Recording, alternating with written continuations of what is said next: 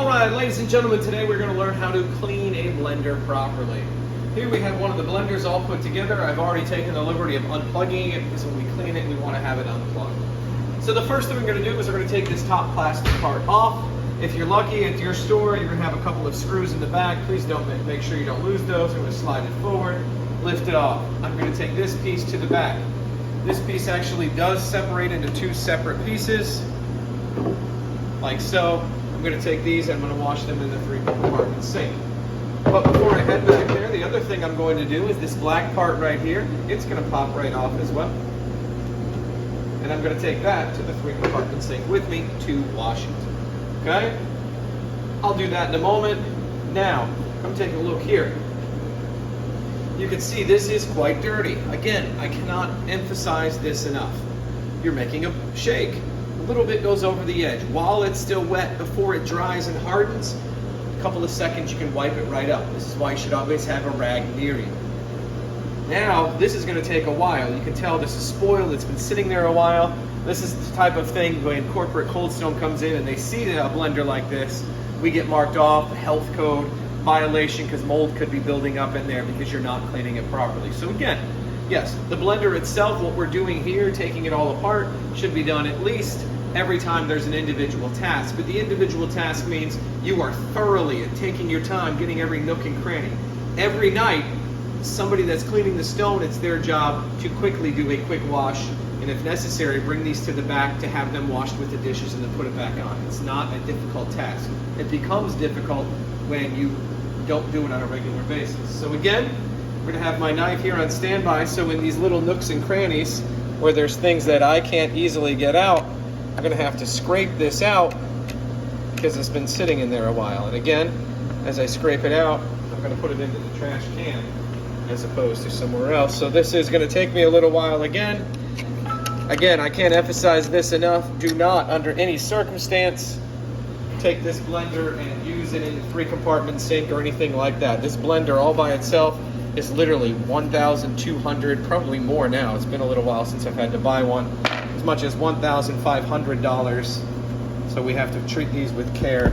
So I'm going to take some time here to wash this out, clean this out real good. Okay, you can see this is the obvious part. What isn't obvious that people often forget is you need to carefully turn it on its side. Clean the bottom. There's a little holes down here. Get those cleaned out as well. Okay, nice and easy. Don't overdo it. We're just going to go nice and easy. Clean. This is when you do the individual task. This is the extra stuff you should do. Okay? Getting all these extra nooks and crannies is for the individual task. The daily task is every day cleaning that top part. And I think that's where people are having a discrepancy. They don't understand. What is the difference? It's not my job, that's somebody else's. No. You're as the stone. Your job is to wipe the top part of that blender down every day. If your individual is the blender, then you're going to do what I'm doing now and get every little nook and cranny of it to keep it completely clean. Okay, so I'm going to get this nice and clean up in here, careful with the electronics and the water. Okay, so this is going to take me a little while, but you get the idea. I'm not going to show you me doing this forever. Okay, so I will come back when all this is clean. I'll actually come back here in a second and show you how to wash these in the back. All right, ladies and gentlemen, I'm just going to bring these to the 3-compartment sink. This should be nice, hot, soapy water. I can do that. You're going to get it washed. I'm here earlier before we open, so we don't have it set yet. But again, it's just 3 pieces that need to be washed. You can see the buildup. People are not doing this. This should be done almost daily. Okay? These are the daily parts. The other nooks and crannies are the individual parts. All right? So I'm going to get these clean. You don't need to be washing me clean it. Then I'll show you how to put it back together. All right, ladies and gentlemen, all of the parts have washed. The blender has been wiped down. Let's put it back together. This piece, very obvious, goes right on top. Push it good. Then these pieces. Don't put them on soaking wet. Get paper towel, the paper towel that you use to dry your hands, and dry these off. I've already done that. And we're going to put these back together. Okay, one goes right on top of the other. Just kind of got it's plastic, so put it there, and we're going to pop it a little bit so it goes in on each side, like so. Okay, so it gets in the boom. or the pop, we're good. Okay, we're back to where we want to be. We're gonna put this right on top.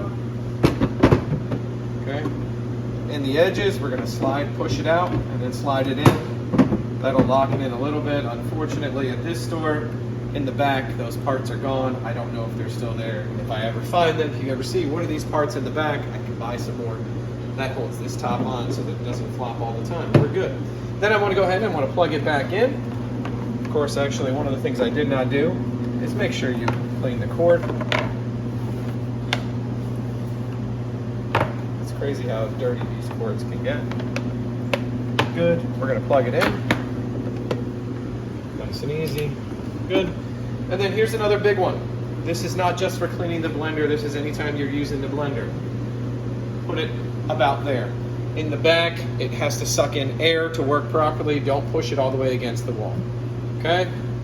Near the wall, but not against the wall. Give it about a foot or so clearance. And then I want to make sure I clean up the area of which I used to dirty. So that's how you clean a blender properly. Remember, this is not just the individual cleaning of a blender.